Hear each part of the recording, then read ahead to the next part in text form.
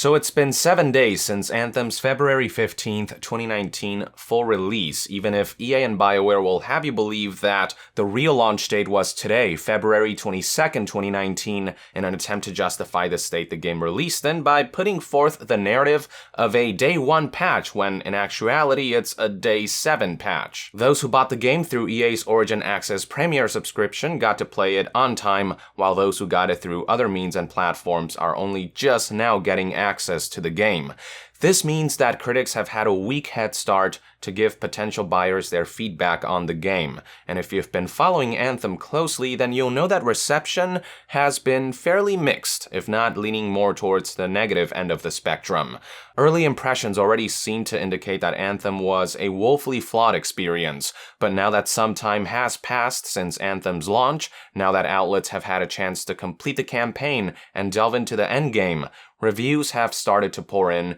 and one glance at the current aggregate will reveal that the game is not doing so hot. Currently, Metacritic will show that it's taken into consideration the review scores of 29 critics, and as of the publishing of this video, the current Metascore stands at 61%. Obviously, this number may fluctuate to and fro as more reviews start to pour in, but many of the big outlets have delivered their final verdict, and reactions so far have been middling at best. As for user reviews, while not the most trustworthy of metrics, it's currently sitting at a measly 37%. Even Mass Effect Andromeda, which launched to much ridicule due to its myriad technical issues and hilariously terrible facial animations, is managing to score higher currently with a Metascore of 71 and a user score of 49. Most of Anthem's review scores seem to be sitting within the ballpark of between 50 and 70%, while offering very similar criticisms. Website GameSpot gave the game a score of 60% and had one of the most extensive closing statements regarding their experience with Anthem, stating the following: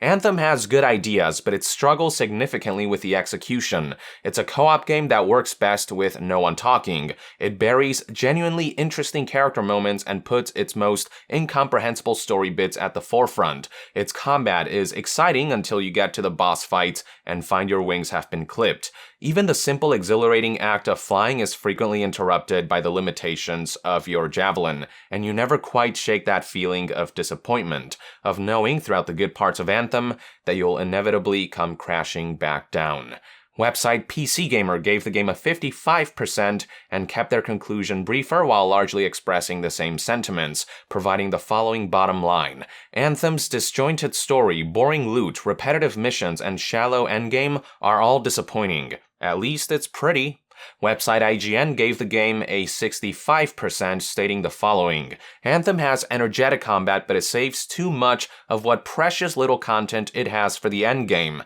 making playing through its mismatched story a tediously repetitive grind. Even those like Digital Fix, who gave the game a more generous score of 70%, had scolding things to say about their experience with the following quote: Anthem's technical shortcomings, dull combat, and pretty but messy environments combine poorly with a narrative that uses pointless binary conversation choices, a thoroughly typical snarky protagonist, and worn-out tropes to fuel its characterization and plot. These elements come together to make Anthem a chore of a game that's highly unlikely to satisfy anyone but the most desperate groups of loot-motivated gamers in its current state. As for the two extremes, the most positive review from Every Eye, which gave the game a 76%, stated this: a rich narrative composition, multifaceted and enveloping, is the setting for a frenetic and amusing gameplay, which draws strength from a surprisingly effective movement system, able to offer a unique flavor both to combat and exploration. The most negative review from Guardian, which gave Anthem a 40, had this to say: even where it is strongest, Anthem rarely stretches beyond the derivative. The combat, while well designed, is little more than Gears of War with jetpacks, and narratively it veers between inconsequential and downright irritating. This Anthem is sadly a tedious and conservative dirge that we have all heard before. Now, I myself will be doing a review of my own that primarily focuses on the campaign and the story, the part that I was most interested in, and I'll see how much I can delve into the endgame before I talk about that down the line. But what I can say for now is that many of these outlets are for the most part spot on with what my personal experience has been like with the game. The story and characters were terribly disappointing by the time credits rolled, mission structure was repetitive even by shooter-looter standards, combat lost its luster after that initial honeymoon period, and the game is all around dull and tedious. Adjectives I would have never expected to use for a Bioware game, but more on that in a future video. For now, suffice to say that feedback against Anthem has for the most part been pretty unanimous. Despite glimmers of potential hidden underneath the rubble, few can deny that the game has many issues and is hardly in an ideal launch state, and the word is out there now. That's not to say there won't be a crowd that will have a great time with this game, but based on my own experience and based on what everyone else has been saying, I'd hardly call criticism against Anthem unwarranted. It's a damn shame because I really wanted Anthem to be the game that showed us Bioware still got it, that there is hope yet to see the studio make a much-needed comeback. But so far, their latest project is looking to be yet another title that will fail to capture what made the studio so great back in the golden days. And this is the part where I once again become very concerned regarding what the future might hold for the once beloved Bioware. You may recall that a little over a year ago, an investigative report from Jason Schreier revealed just how much the staff over at Bioware feel the studio's fate is riding on Anthem's success. One quote from the article reads, quote, "And there is a sense among Bioware employees that the company's future is inextricably tied to this game." Here's another quote further down in the article. "To Bioware staff, the stakes feel higher than they ever have. As one developer told me, there's a belief that if Anthem doesn't live up to EA's expectations,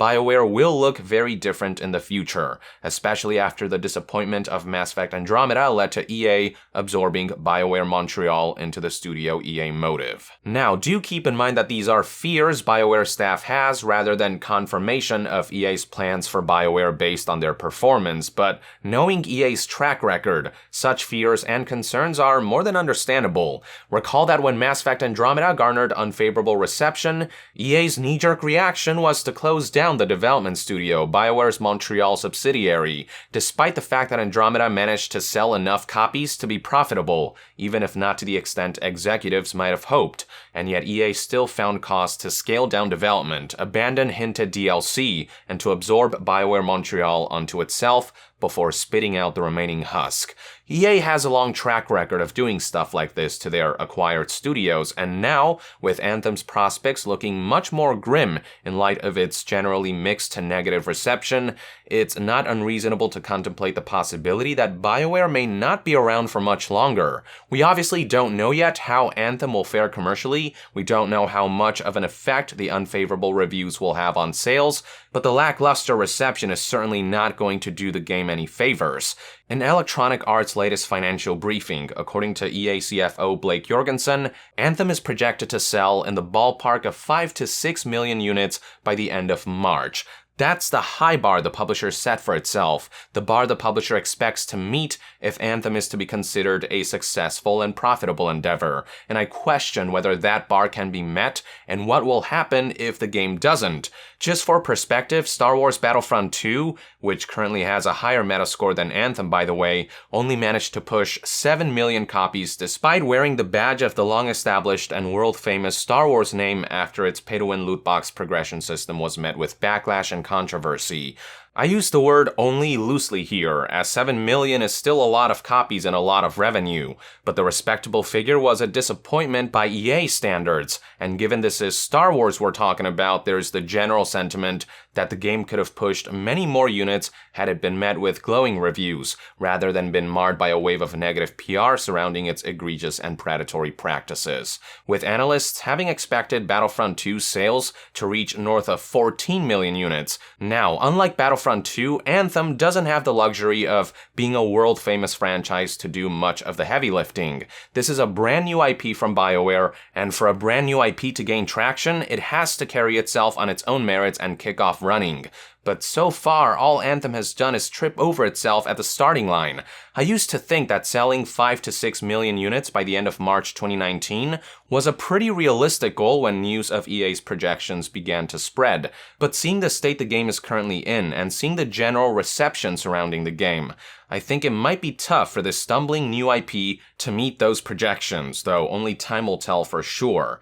Supposing Anthem sales do end up falling below expectations though, I wonder what sort of fate awaits a studio that's been constantly pressured by the notion that their future is tied to the game's performance. And unlike Ubisoft, EA is the kind of company that will completely give up on a project even when it struggles at launch. So I'm not terribly optimistic that Anthem will be able to make some kind of major comeback a la Rainbow Six Siege or something, though I suppose the jury's still out. BioWare is currently working on other projects in parallel, namely Dragon Age 4, and have expressed interest in creating more Mass Effect games in the more distant future, which some might find safety in, but I don't think that will stop EA from contemplating shutdowns and cancellations. Recall that when EA shut down Visceral after setting it up for failure, the studio was well into the development of Project Ragtag, the linear single-player narrative-driven action-adventure Star Wars game helmed by renowned former Uncharted creative director Amy Hennig. Then, when the project was canned and taken over by EA Vancouver to be repurposed into an open-world Star Wars game,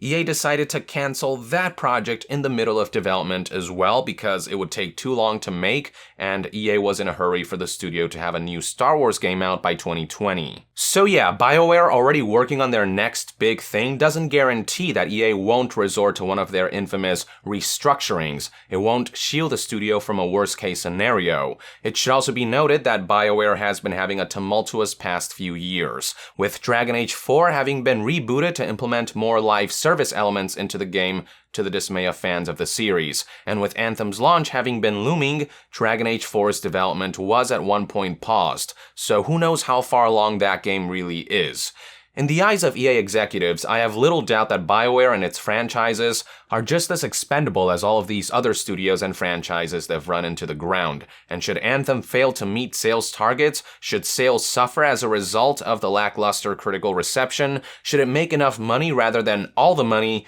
I cannot imagine a scenario in which there won't be permanent consequences for BioWare, in which the studio won't look very different, or won't possibly downright cease to exist in the not-so-distant future, just like many other studios and franchises before it. Who knows though, maybe Anthem will end up appealing to a mainstream crowd despite the substandard reviews, and end up selling decently enough that BioWare will be safe from the chopping block, that they'll be able to complete development on titles like a Dragon Age or Mass Effect sequel. But I just haven't seen a level of excitement for Anthem that's comparable to BioWare's past releases, and I'm deeply worried about how this will all play out. Even if BioWare does manage to somehow weather the storm, given Anthem turned out to be a display for just how low standards have fallen for the studio, given the studio has been outputting one disappointment after another as of late, I cannot say I'd be nearly as optimistic about their upcoming projects as I used to be. These are one man's thoughts and opinions anyway. I'd love to hear what your take is on Anthem's reviews and BioWare's future prospects in the comments below. With that, I would like to end this news update and discussion video. Thank you for tuning in. To be further updated on all things gaming news, reviews, and discussions, stay tuned right here on Young Yeah. I'll see you guys next time. Young out.